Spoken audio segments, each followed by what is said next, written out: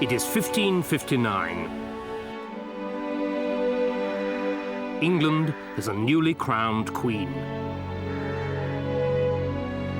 Elizabeth has overcome extraordinary obstacles to gain the crown.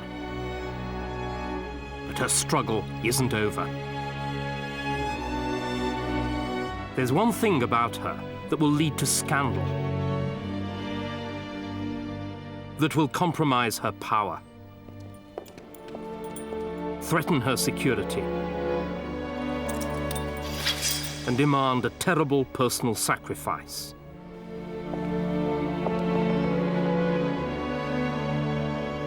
She is a woman.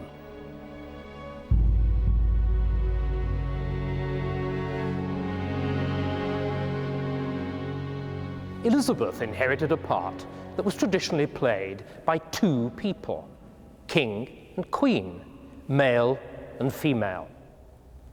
A king was supposed to be strong-willed and assertive, a decisive leader in war and peace.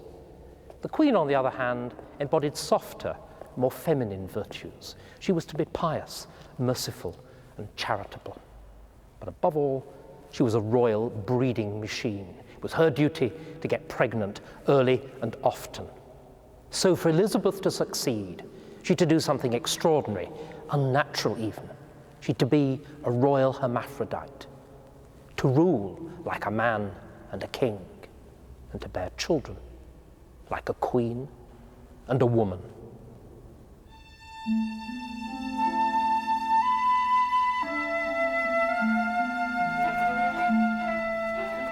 Elizabeth would have to fight to survive, and in a man's world, she would need men to help her do it. Her first task as queen was to establish her own court, her council, who would be in charge of the everyday running of the country, and her household staff, who would look after her. The old regime was Catholic. The new was largely Protestant, though a few favoured Catholics survived. Some councillors were old hands who had served under her father. But the top job went to a younger man, William Cecil, who became her Secretary of State. He was 38, serious, brilliant, with an instinctive grasp of politics and a fierce loyalty to the Queen. In a flamboyant age, he dressed in black, and he rode a mule because it was modest and good for his gout.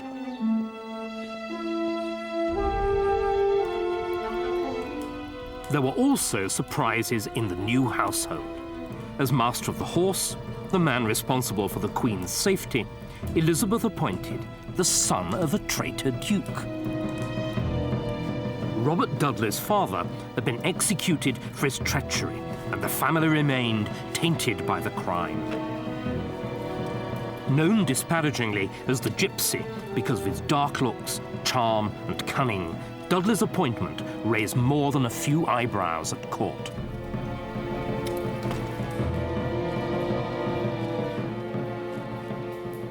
Elizabeth and Dudley were the same age, and they'd known each other in childhood. They may also have met in less happy circumstances here in the Tower, where they were both imprisoned at the same time early in Mary's reign. Elizabeth was in fear of death. Dudley had already seen his father, his brother, and his sister-in-law executed, and he was under sentence of death himself. It was this common experience of imprisonment and imminent death that lay at the basis of that unbreakable, instinctive bond of sympathy that joined the Queen and her favourite. Elizabeth's choice of Cecil was about politics and duty. Her choice of Dudley was about pleasure and desire.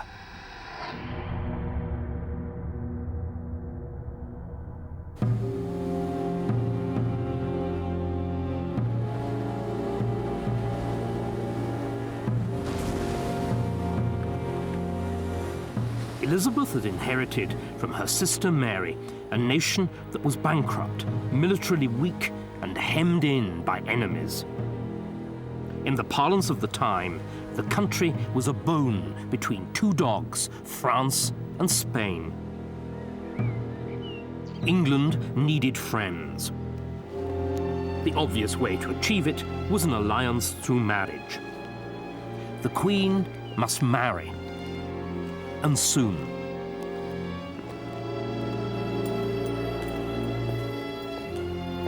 Parliament petitioned the Queen, asking her to pledge herself to a suitable international marriage. 3 days later, she gave her response. Now that the public care of governing the kingdom is laid upon me, to draw upon me also the cares of marriage may seem a point of inconsiderate folly. Yea, to satisfy you, I have already joined myself in marriage to an husband, namely the kingdom of England. And for me it shall be a full satisfaction, if, when I shall let my last breath, it may be engraven upon my marble tomb, "Here lieth Elizabeth, which reigned a virgin and died a virgin."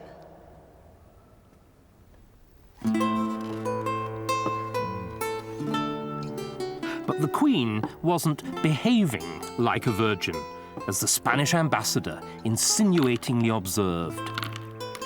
During the last few days, Lord Robert has come so much into favour that he does whatever he likes with affairs. And it is even said that Her Majesty visits him in his chamber day and night.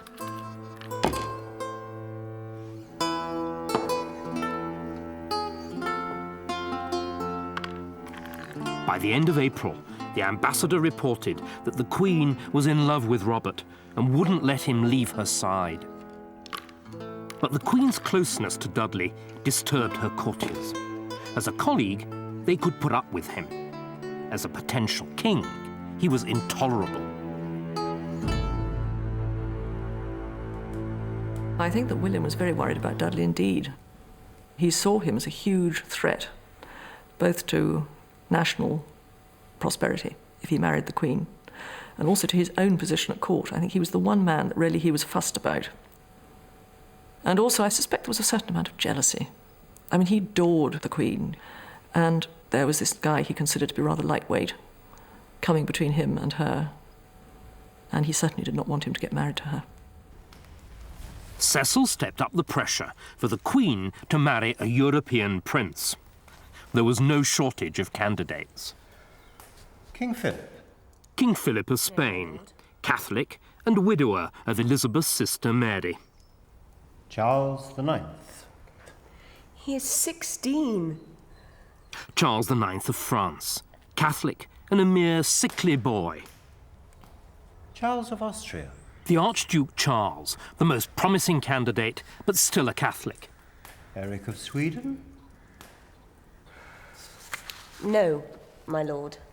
Elizabeth was playing hard to get, for reasons that were political as well as personal. She'd seen the problems created by her sister Mary's disastrous marriage to Philip of Spain, and she was determined to avoid them. But actually, that was easier said than done.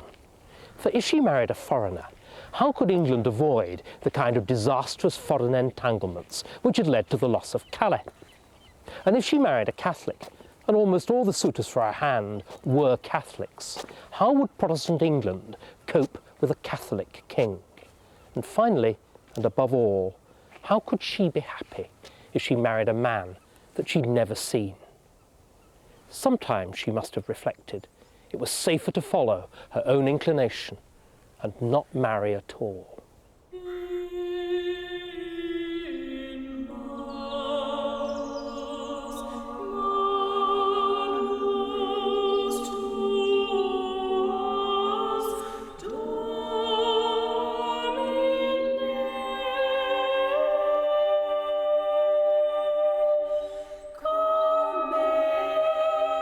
Elizabeth faced her second major challenge.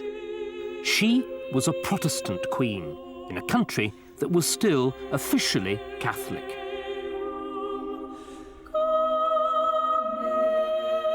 Her sister Mary had stamped Catholicism on England with extraordinary violence, burning at the stake over 300 Protestant men, women and children.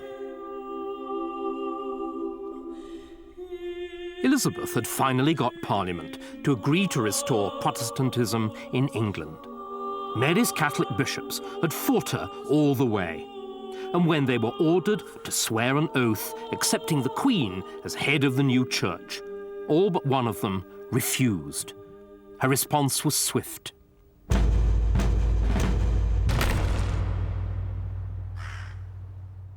On the 20th of May, 1560, Thomas Watson, Bishop of Lincoln, was sent to the Tower. In the following weeks, many more bishops were arrested as well.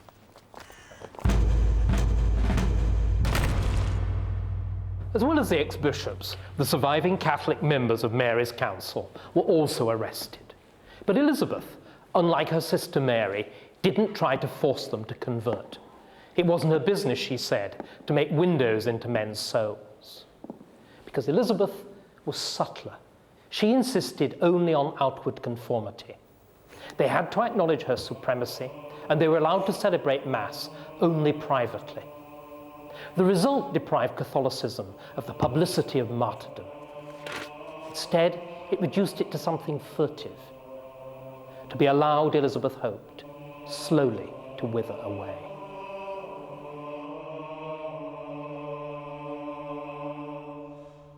Whilst Catholicism was forced underground, England's new religion was given a bold public face.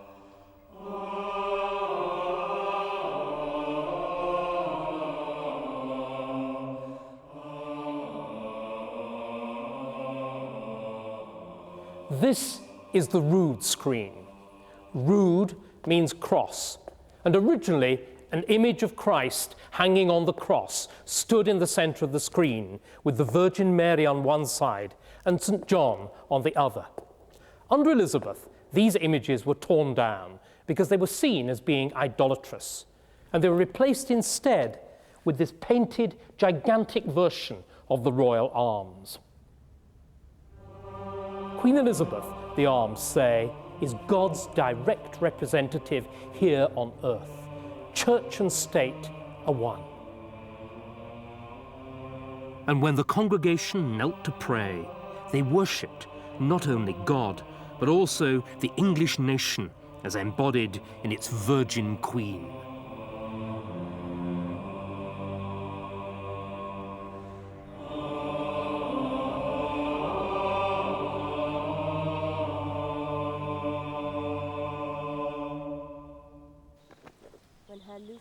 But the Virgin Queen's relationship with Robert Dudley was by now a national scandal.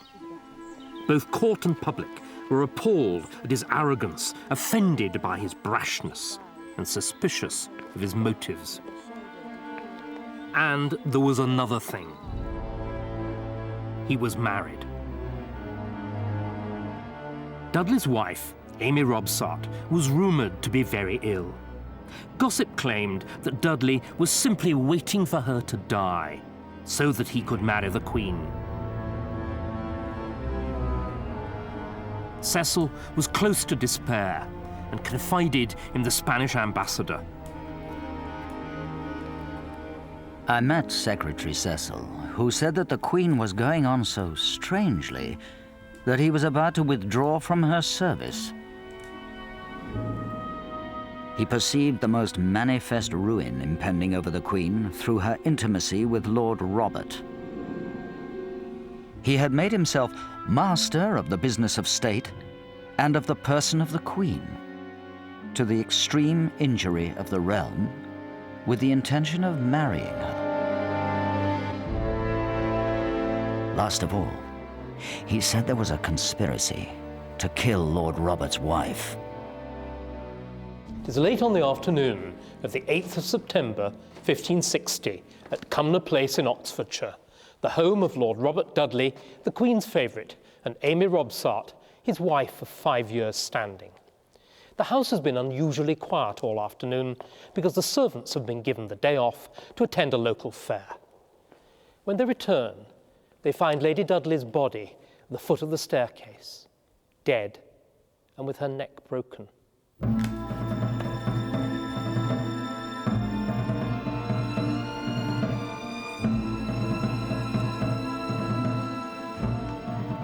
Dudley's first reaction, fear for his reputation. He was right to fear.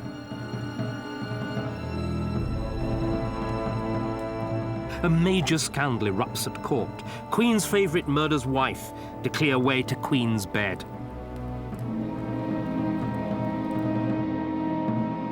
Elizabeth, fearful for her reputation. She couldn't allow the scandal to besmirch her. Reluctantly, she banishes Dudley from court. The inquest exonerated Dudley by returning a verdict of accidental death. But his enemies were confident that his reputation was beyond repair, and that he would never recover his all-too intimate relationship with the Queen.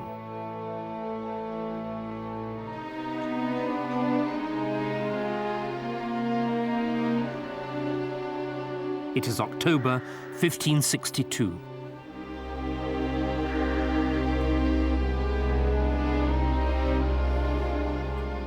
Queen Elizabeth has lain unconscious in a coma for the last 24 hours. Her physicians have diagnosed smallpox, and she is not expected to live.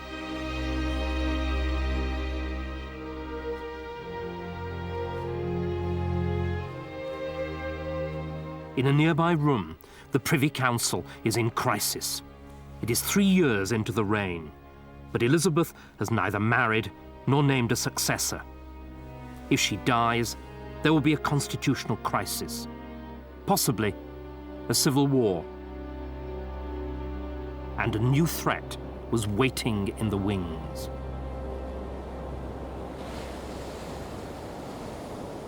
On the 19th of August, 1561, a tall, striking-looking woman stepped ashore at Leith, near Edinburgh. It was Mary, Queen of Scots, returning to her kingdom. There was a thick sea mist that morning. Some later saw this as an evil omen of the sorrow, the darkness, and the impiety which Mary's return was to bring to Scotland. The 18-year-old Queen of Scots had been brought up in France, and she'd not seen Scotland for 13 years. But even when she was back in Scotland, her sights were set on another, greater kingdom, England.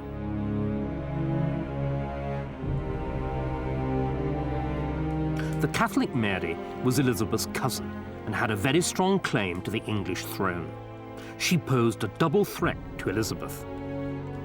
Protestantism was only recently established and still vulnerable, and with Elizabeth unmarried, childless, and in poor health, the succession was dangerously open. But Elizabeth recovered, and for the moment, the crisis was over. Her first words on regaining consciousness were to command her council to appoint a Lord Protector in the event of her death. His salary, she specified, would be a staggering £20,000, more than was spent on the coronation. The man she named was Robert Dudley.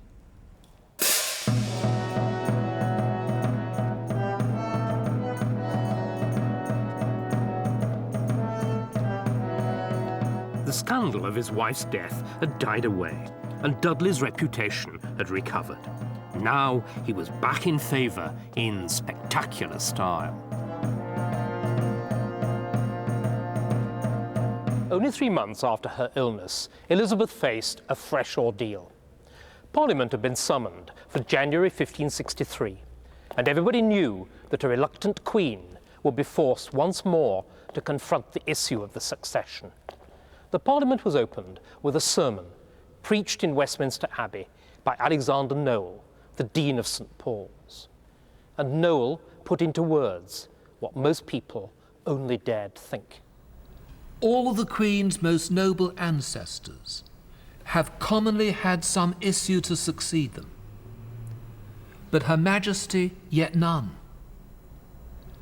The want of your marriage and issue is likely to prove a plague. If your parents had been of your mind, where had you been then? Alack, what shall become of us? Now, I reckon that's pretty straight talking. It was a very small part of the sermon, but this, if you like, was almost before a state opening of Parliament. Now, I don't know if Dean Noel had been put up to it by Elizabeth's political advisers, or whether he was just speaking for himself. But I do think he was taking a bit of a risk. Noel would not have been the first churchman to be sent to the Tower. He'd had a bit of a run-in at St. Paul's the year before, when he'd given her a prayer book, with pictures of saints, and she took exception to this. This was a kind of idolatry that she'd forbidden. So he was playing with fire a bit, but clearly he was prepared to nail his colours to this particular mast. Noel's tough words set the tone for the Parliament. But again, the Queen hedged and obfuscated. For her, marriage was simply not on the cards. Mary, though, showed no such reluctance and was entertaining the suits of several European Catholics. An alliance between Scotland and one of England's enemies could spell disaster. So Elizabeth requested diplomatic talks with the Scots. For 9 days, she entertained Mary's ambassador, Sir James Melville. She desired to know of me whether my queen's hair or hers was best, and which of the two was fairest. I said she was the fairest queen in England, and mine the fairest queen in Scotland. She inquired which of them was of highest stature. I said, my queen. Then she is too high, saith she. For I myself am neither too high nor too low. There was a final round in this game of diplomacy. Elizabeth offered an English candidate for the hand of the Queen of Scots, Lord Robert Dudley. Her Majesty called him her brother and best friend, whom she could have married, had she ever minded to have taken a husband. But being determined to end her life in virginity, she wished that the Queen, her sister, might marry him. But did Elizabeth really intend to give the man that she'd loved to Mary, Queen of Scots? Well, Robert Dudley, who should have known, took her intentions seriously enough to do everything that he could to scupper the scheme. But actually, there was a lot to be said for it politically. It would have solved the problem of what to do with Dudley. He wouldn't have become King of England, but he would have become king as consort of Mary, Queen of Scots. And it would have solved the problem of what to do with Mary. She'd have been safely married to an Englishman and so kept out of the clutches of a foreigner and the foreign alliance that the English so feared for their northern neighbour. And it would have solved the problem of the succession. There would have been no difficulty about recognising the children of the marriage as heirs to the English throne. But the scheme did fail, not because of Elizabeth, but because of Mary's contempt for the man that she called Elizabeth's horsekeeper.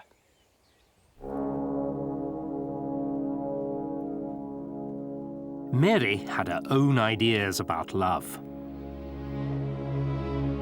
Henry Stuart, Lord Darnley, was 18, tall, handsome, and a fine lute player. Mary described him as the lustiest and best proportioned long lad she had ever seen. When he fell ill, she nursed him. They fell in love. It was a whirlwind romance.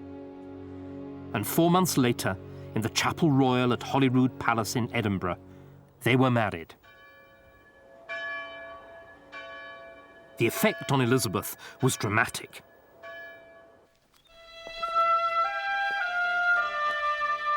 Within a few days, it was reported that she and Robert had become inseparable again.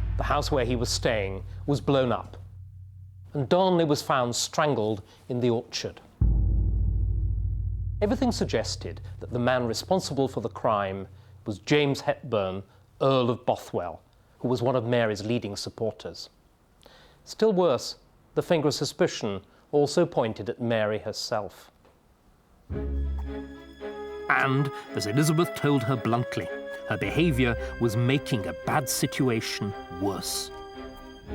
Madam, my ears have been so astounded and my heart so frightened to hear of the horrible and abominable murder of your former husband, our mutual cousin, that I have scarcely spirit to write.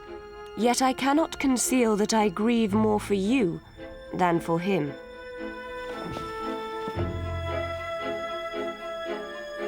But there was still worse to come. Mary was abducted, taken by force to Dunbar, and raped. The perpetrator was James Hepburn, the Earl of Bothwell.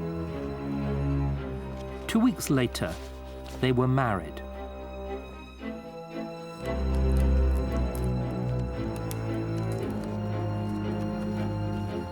Madam, how could a worse choice be made for your honour than in such haste to marry a subject who, besides other notorious lacks, public fame has charged with the murder of your late husband? Within a few weeks, Mary paid a terrible price for her folly.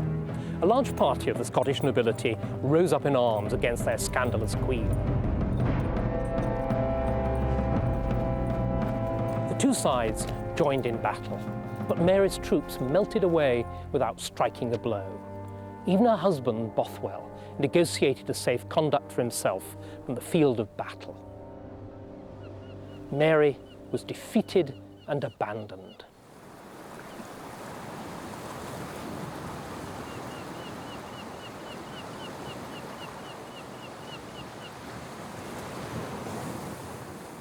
Mary was brought as a prisoner here to the island fortress of Lochleven, where she miscarried of twins. Then, broken in body and mind, and under the immediate threat of physical force, she was compelled to abdicate in favour of her one-year-old son, James. She was never to see him again. Mary had married unwisely, for love and for lust, and as a consequence, she had lost her crown, her son, and her liberty. Perhaps, after all, there was wisdom in living and ruling alone.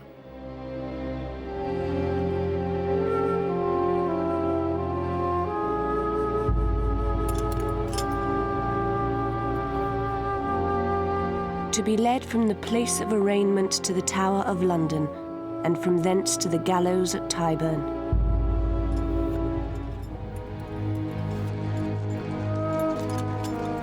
And there to be hanged, and being half dead, to be cut down, and the bowels to be taken out of the belly and thrown into the fire.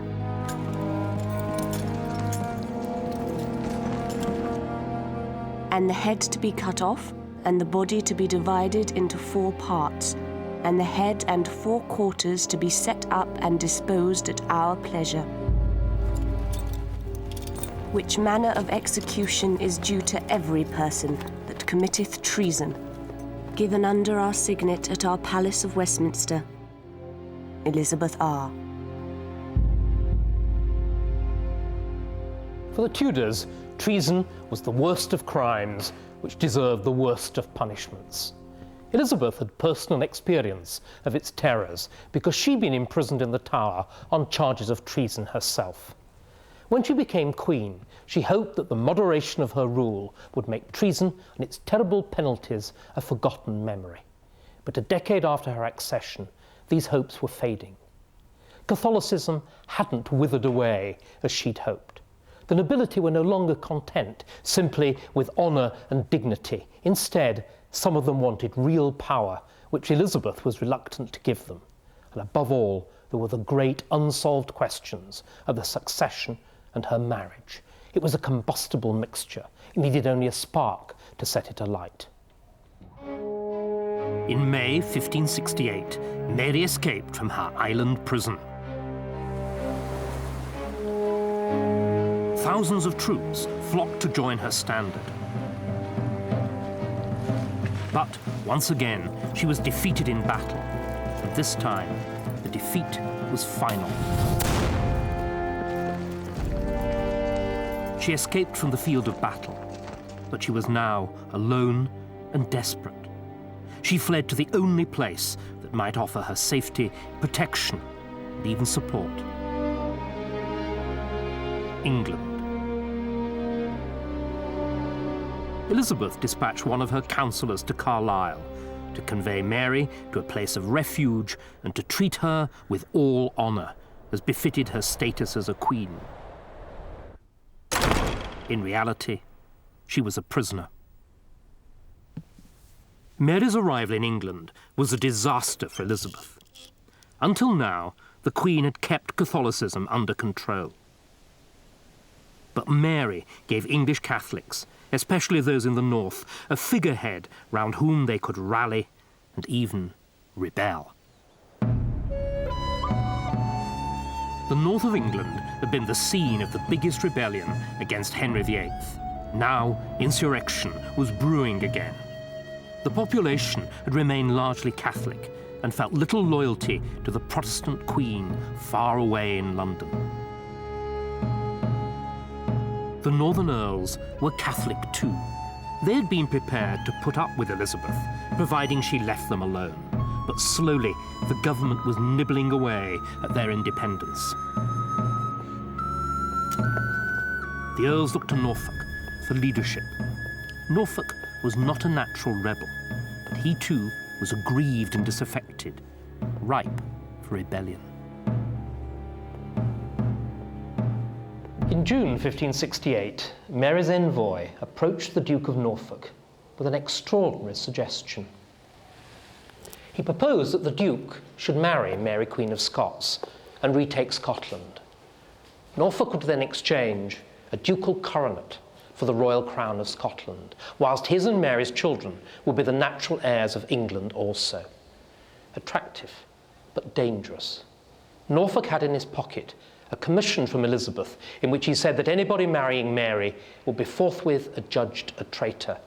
And Norfolk himself was convinced of Mary's guilt as a murderer and an adulterer. But ambition brings strange bedfellows. Rumours of this dangerous conversation reached Elizabeth, and she summoned Norfolk to court. But her cousin denied the charge. She gave him 2 more chances to come clean. Twice more came denial. His denials roused her suspicions. This was more than just a covert marriage plan. It was a plot to overthrow her.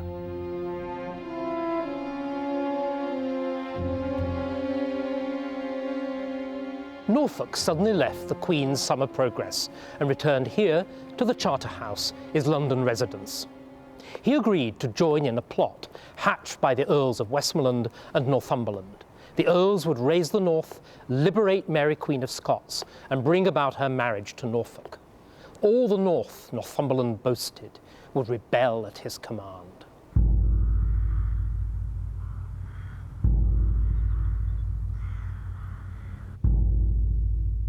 Thomas Percy, the Earl of Northumberland, had his own reasons for rebellion.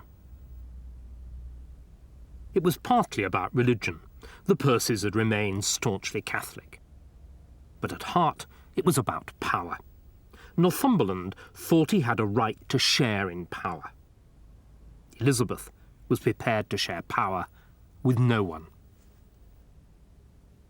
Thomas was really driven to rebellion by Elizabeth, and Cecil in particular. I mean, Cecil didn't like the power of the Percys in the north, and the fact that they were Catholic as well, and a lot of the people in this area were Catholic, meant that there was a power base in the north, close to Scotland, obviously close to Mary, Queen of Scots, that presented a serious problem to the crown. Thomas could have had a very easy life. He was wealthy enough to maintain his life in Northumberland. He loved country pursuits. He had a wonderful wife. He had 4 beautiful children. He risked everything, basically.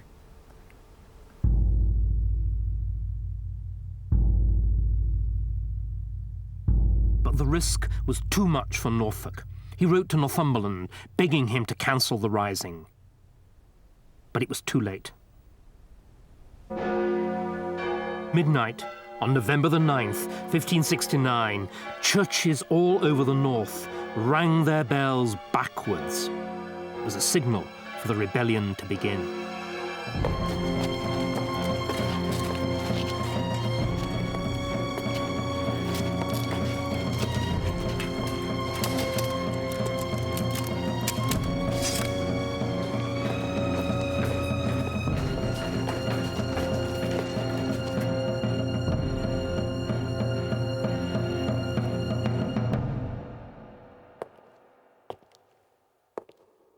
On the 10th of November, the rebel earls entered the city of Durham and broke open the doors of this great cathedral.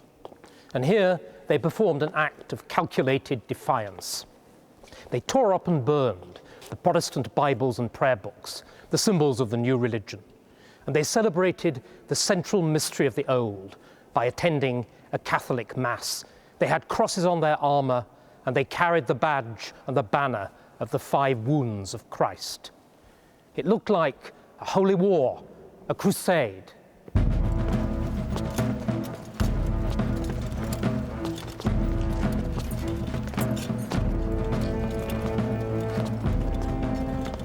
The loss of Durham was a catastrophe.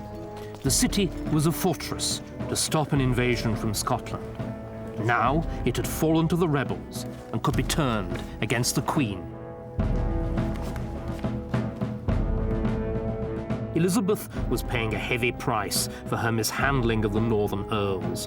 By bullying them like her father at his worst, she had pushed them over the edge. Their goal was obvious: to rescue Mary from captivity.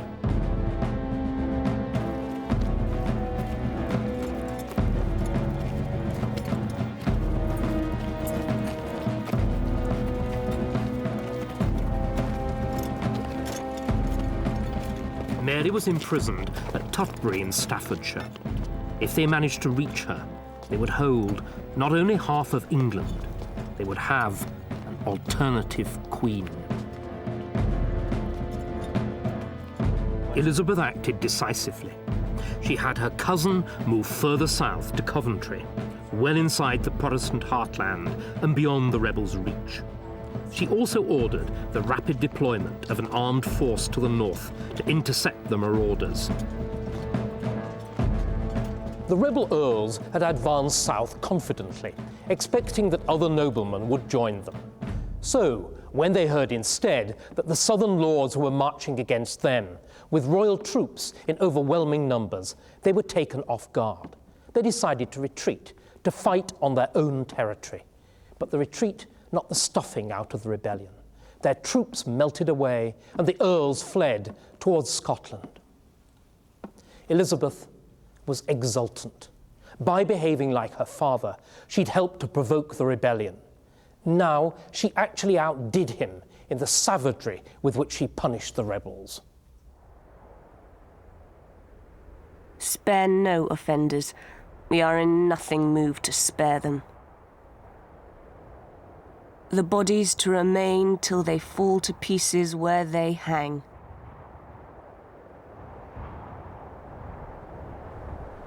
"700 men were put to death, including the Earl of Northumberland.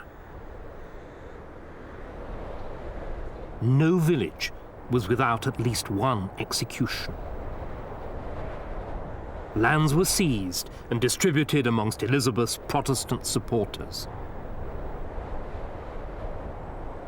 The north of England would never be the same again.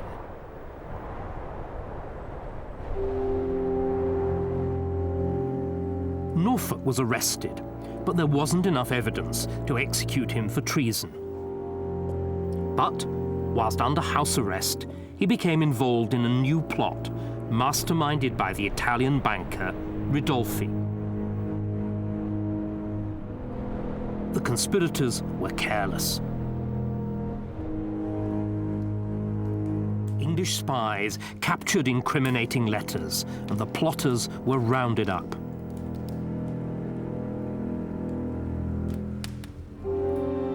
It was more than enough to seal Norfolk's fate.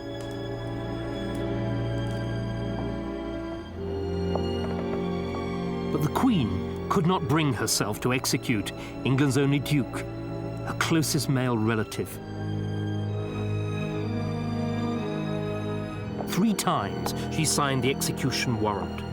3 times she called it back and destroyed it. For 5 months, she procrastinated. She was staving off the inevitable. Thomas, Duke of Norfolk, late of Kenninghall in the county of Norfolk, was this day arraigned he should be led from the place of arraignment to the Tower of London, and from thence should be drawn and his body to be divided into 4 parts, and his head and 4 quarters to be set up and disposed, and his head to be cut off, and his body to be divided into every person that committeth treason.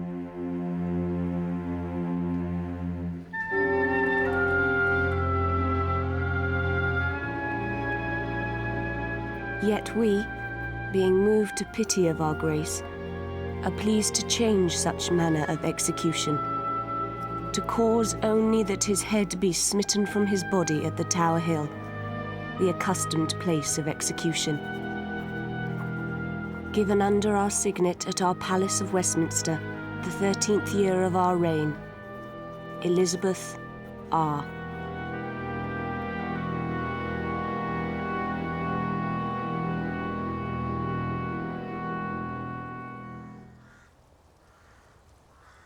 On the morning of the 2nd of June, 1572, Norfolk was led to the scaffold.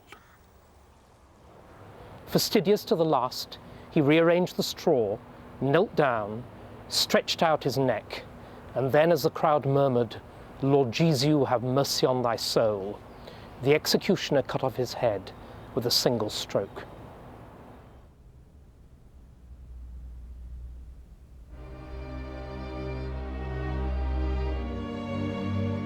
Elizabeth had reigned for 14 years.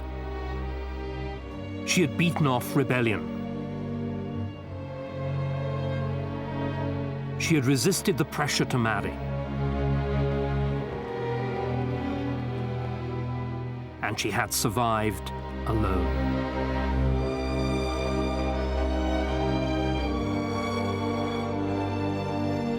But Mary and religion had divided her country, and her Catholic enemies abroad were marshalling their forces.